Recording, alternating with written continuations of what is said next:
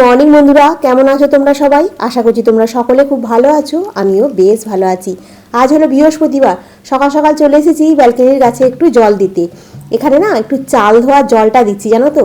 কালকে দেখলাম গাছের গোড়াতে বেশ ভালো জল আছে সকালের দিকে, কিন্তু সন্ধ্যাবেলার দিকে দেখছি গাছগুলো কেমন একটু ঝিমিয়ে মতো গেছে। আমি বলছি যা, গাছে একটু জল দিলাম না, ওই জন্য আজকে সকাল সকাল একদম চাল ধোয়া জল গাছের মধ্যে দিয়ে দিলাম।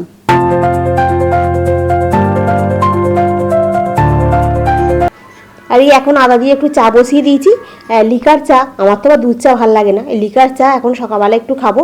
তার সাথে তোমার সুগার ফ্রি বিস্কুট। আমার যে ডাইজেস্টিভ বিস্কুটটা ছিল ওটা ফুরিয়ে গেছে। এরপরে যখন অগ্নিমলে যাব আবার তুলে নিয়ে আসবো, জানো তো। ওখানে দামটা খুব কম নেয়, তোমার 70 টাকা না 75 টাকা করে প্যাকেট নেয় গো, 1 কেজি করে, জানো তো। খুব সুবিধা হয়। 2 প্যাকেট নিয়ে এসেছিলাম আমি, আবার দুবেলায় 4টে করে বিস্কুট খেয়ে খেয়ে শেষ করে ফেলেছি। এখন এই সুগার ফ্রি বিস্কুটটাই এখন খেতে হচ্ছে। আমার এই সুগার ফ্রি বিস্কুটটা ভালো লাগে, ওই রকমই ভালো লাগে।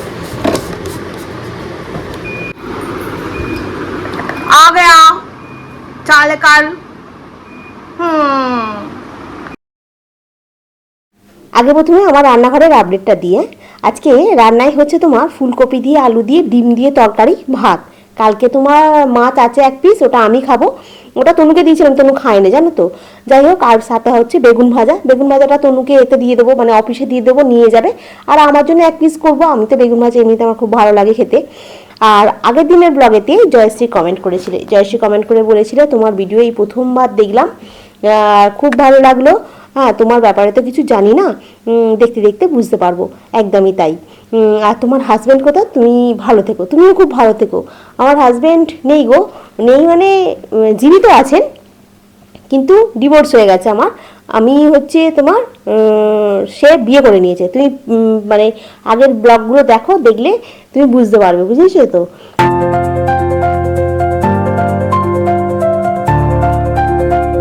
আগের দিনের ব্লগেতে কেয়া দিয়ে জিজ্ঞাসা করছিলে তুমি আবার কেন ইনকাম করতে মানে চেষ্টা কেন করছো না। চেষ্টা করেছিলাম ভাই, সেরকম না সুইটেবল কাজ আমি পাইনি, জানো তো। সেই জন্য আর এখন মানে আর চেষ্টা ছেড়ে দিয়েছি।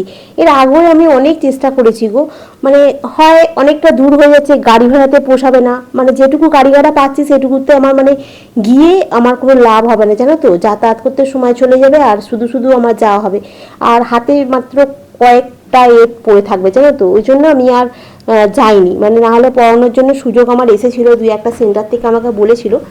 কাছাকাছি না, অনেকটা দূরে যেতে হবে, সেই উলবেড়িয়া, বাগনান, এইসব জায়গায়, জানো তো।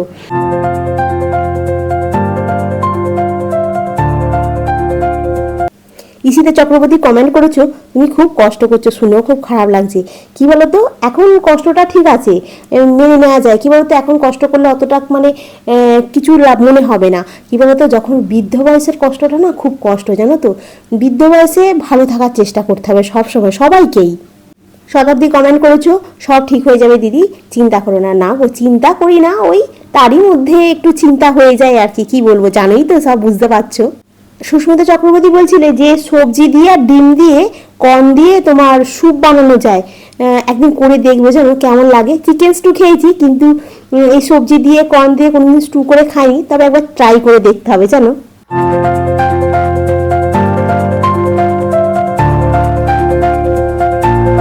পম্পা বোস বলছিলে তোমার এক্স হাজব্যান্ড কি করে। একটা বাঙালি বাড়িতে কাজ করতো, আর ওই কি বলবো তোমায়, 2014-15 সাল করে আমি একটা বিজনেস ধরিয়েছিলাম। তোমার ওই তেজপাতার প্রথমে ধরিয়েছিলাম, তারপরে তোমার গ্রসারি আইটেমগুলো দোকানে দোকানে মানে হোলসেলে দিত, এই কাজটা করতো। ওটা আমি বিজনেসটাকে মানে ধরিয়ে দিয়েছিলাম, জানো তো। তো যাই হোক, এখনো ওটা করে মনে হয়। ওই বিজনেসটা করিও আমি ফ্যাসাদে পড়ে গেছিলাম, জানো তো। এক তো তেজপাতা প্যাকেট করতে হতো আমাকে, রাত জেগে দিন জেগে। যাই হোক, তারপরে তোমার ওই পেটিগুলো আসে না তেলে, ওই পেটিগুলোকে তোমার ওপরে তুলে দিতে হতো, জানো তো। না হলেই খুব অশান্তি হতো। আর তুমি বলছিলে না তোমাকে যে মেরে ফেলে না, এটাই অনেক। হ্যাঁ গো, এটাই অনেক আমার কাছে, যে আমাকে মানে এত গায়ে হাত দিত, এত অশান্তি হতো। মানে তেলের পেটি তোলা থেকে, তেজপাতা প্যাকিংয়ের থেকে, খাওয়া দাওয়া থেকে, পাখা চালানো থেকে, টিভি চালানো থেকে, মানে সব কিছুটাতে মানে যা কিছু করবো তাতেই গায়ে হাত তুলে। মানে পাখা চালিয়ে একটু বসলে বলে মহারানী বসে আছে, তেলের পেটিগুলো না তুলে বলবে কি যে এই কাজগুলো কে করবে, এর জন্য কি আবার 50 টাকা দিয়ে লোক রাখতে হবে। পাশাপাশি যাদের সঙ্গে যদি কথা বলতাম তাহলে তো অশান্তি হতো। ধরো আমার যে মিক্সি মেশিনটা যে ছিল ওটা যদি চালাতাম, বলতো এটা চালিয়ে মশলা বাটছিস, পাঁচজন তো হিংসা করবে, কেন শিলনোড়ায় বাটা যায় না, এরম করতে, জানো তো। মানে অনেক রকম করেছে গো, কি বলবো। যখন মিক্সি মেশিনটা নিয়ে চলে আসি তখন আমার বলছে যে আমি ডাল বেটে বড়া করে খেতে, মিক্সি মেশিনটা নিয়ে চলে গেল। বলছি না, এখনো আমার ওখানে কত কি আছে জানো তো। একটা সাবমার্সেল কলটা, ওটা আমার সাবমার্সেল পুরোটাই আমার। ওটা আমি 60,000 টাকা খরচা করেছিলাম।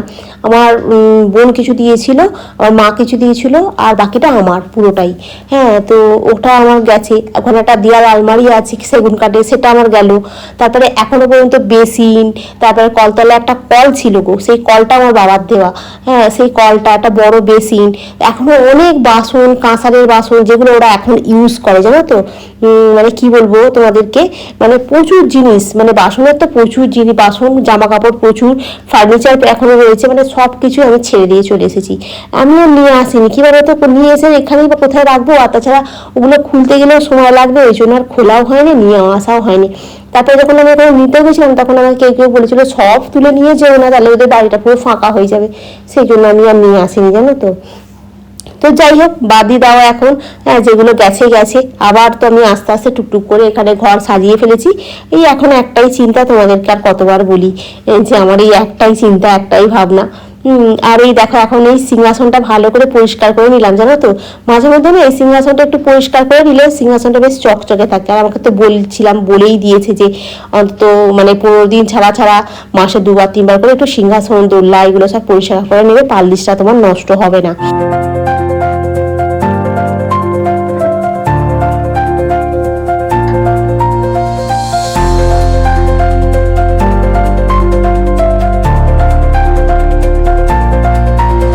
এখন এই দোলাটা না দাম একটু বেড়ে গেছে, জানো তো। তখন 4,000 টাকা দিয়ে কিনেছিলাম, যখন সিংহাসনটা কিনতে গেছিলাম তখন দোলার দামটা জিজ্ঞাসা করছিলাম যে এখন দোলাটা কিরম দাম আছে, তখন ওরা বলছিল যে 6,000 টাকার মতো হয়ে গেছে। দেখো, যত দিন যাচ্ছে প্রত্যেকটা জিনিসের কিরম দাম হাই হয়ে যাচ্ছে দেখছো। মানে আজকে ভাবছো এই দামটা আছে, কালকে গিয়ে দেখবে দামটা পুরো মানে পরিবর্তন হয়ে গেছে। তারপর যেমন সোনার জিনিসেরও দাম বেড়ে গেছে, তেমন জমিরও প্রচুর দাম বেড়ে যাচ্ছে। মানে জমি কি বলতো, একদম নাগালের মানে বাইরে চলে গেছে, জানো তো। আমাদের মতো এরকম মানুষ না, জমি এখন কেনা মানে সেই স্বপ্ন দেখার মতো হয়ে গেছে, জানো। প্রচুর ইনকাম না থাকলে হবে না। এই এখন তনুটা একটু পড়াশোনাটা করছে, ওটার পড়াশোনাটা শেষও করে নিজের পায়ে একটু দাঁড়া। তবে কি বলতো, আগে তনু একটু বায়না বায়না করতো, মানে এই জিনিসপত্র এটা ওটা কিনে দেওয়ার জন্য। কিন্তু এখন যেহেতু নিজে ইনকাম করে না, টাকার মর্মটা বুঝে গেছে, জানো। ওই জন্য এখন বলে মুখে, কিন্তু ঝট করে কিন্তু কেনে না জিনিস, জানো তো। খুব দরকার না থাকলে কেনে না। আসল কথা, যতক্ষণ না ছেলেমেয়েরা নিজের পায়ে মানে দাঁড়িয়ে যতক্ষণ না ইনকাম করতে শিখবে, ততক্ষণ পর্যন্ত টাকার মর্ম তারা বুঝতে পারবে না। মানে এখনো বুঝতে পারবে যে সারাদিন খাটার পরে টাকা আমি মাস গেলে পাই, বুঝলে তো। তনুও খুব কষ্ট করেছে গো। তখন মানে হয় না, বাচ্চাদের বায়না থাকে, ওর আছে আমার নেই, এরকম একটা হয় না। কিন্তু তনু না ওরকম করতো না, জানো তো। ও তো জানতো যে কোথায় পাবে। হ্যাঁ, খুব একটা বায়না কোনোদিনই করেনি। মানে কি বলতো, হয় না একটা শান্ত ধীর স্থির, ও এরকম শান্ত ধীর স্থির ঠান্ডা মেয়ে ছিল। কোনোদিন যে ওর আছে বলে আমাকেও দিতে হবে এরকম করতো না। একবার তো বলতো, বাচ্চাদের মন তো বলবেই তো পারো না, ওরকম বলতো। কিন্তু আমি আবার একটুখানি চোখ দেখালেই ও ভয় পেতো, কি বলতো, আমাকে মানে জুনের মতো ভয় পেতো, জানো তো। সেই জন্য অতটা বায়না করা সাহসটাও পেত না। আর এই আমি এখন সিংহাসনেতে এখন কাপড়টা পেতে দিই, পেতে না ঠাকুরকে ভোগ দিই, জানো তো। নাহলে ওই প্লেটের তলায় জল টল থাকে তো, এই সিংহাসনে না দাগ লেগে তোমার হয়ে যাচ্ছে, পালিশটা নষ্ট হয়ে যাচ্ছে।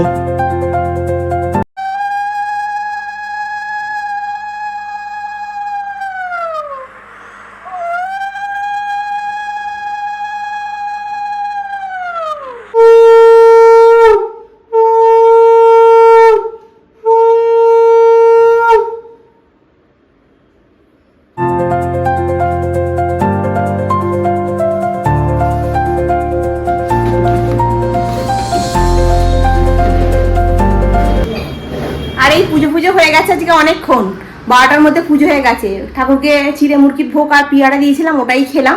খেয়ে এখন চলে এসেছি, ভাত খেতে বসবো, 2টো বাজতে যাচ্ছে। ফুলকপির তরকারি আছে, বেগুন ভাজা 1 পিস আছে। আর আমি নিজের জন্য আজকে ডিম করিনি, কারণ কি তনু মাছটা খায়নি, একটুখানি কোণ ভেঙে খেয়ে রেখে দিয়ে গেছে। এই মাছটা আমি খাবো, আর ডিম করে লাভ নেই। ওই জন্য ভেবেছিলাম না একটা ডিমের পোচ করবো, কারণ না, মাছ যখন আছে আবার ডিমের পোচ মাছ মানে সতেক রকম খাওয়ার দরকার নেই।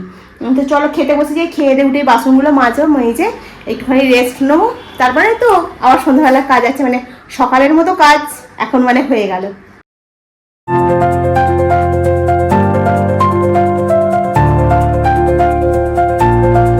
আর এই দেখো দেখতে দেখতে সন্ধ্যে হয়ে গেল, আর তনু ট্রেনে উঠে পড়েছে। আজকে রান্নায় কি হবে সেটাই ভাবছিলাম, তারপরে কি করব, ফ্রিজেতে সবজি আছে, কালকে তো আবার তোমার রামনবমী, আজকে রাত্রেবেলা কি আবার নিরামিষ করবো, ওই জন্য ভাবছি এক কাজ করি, ডিম আছে, শশা আছে, পেঁয়াজ আছে, বরঞ্চ একটুখানি এগ রোল করি, এটাই ভাবছিলাম সন্ধ্যেবেলা। তো সন্ধ্যে দিয়ে একটু কফি করলাম, কফি করে খেয়ে বসেছিলাম, বসে বসে আমি না বানিয়ে ফেলি। আর তনু আবার জিজ্ঞাসা করে যে কি রান্না করবে গো, ওর কি বলতো একটু ভালো ভালো রান্না করলে না ওর খুব ভালো লাগে খেতে, জানো তো। ও জিজ্ঞাসা করে রোজ যে আজকে কি রান্না করবে, কালকে কি রান্না করবে, রোজ রোজ কি হবে সেটা আমিও বুঝতে পারি না। হ্যাঁ, যাই হোক আজকে একটুখানি আটা মাখা ছিল, ওই আটা মাখাটা দিয়েই তরকারিতে দেখো না কিছু না কিছু করতেই হবে, তার থেকে যদি দুটো ডিম ফাটিয়ে একটু শসা পেঁয়াজ দিয়ে একটু সস দিয়ে যদি খেয়ে নেওয়া যায়, খাওয়াটাও ভালো হবে আর বেশ টেস্টও খাওয়া হবে। ওই জন্য আজকে ভালো একটু রোল করে ফেলি, ওই জন্য একটুখানি রোল দুটো ডিম ফাটিয়েছি, তনুর দুটো হবে, আমার একটা হবে।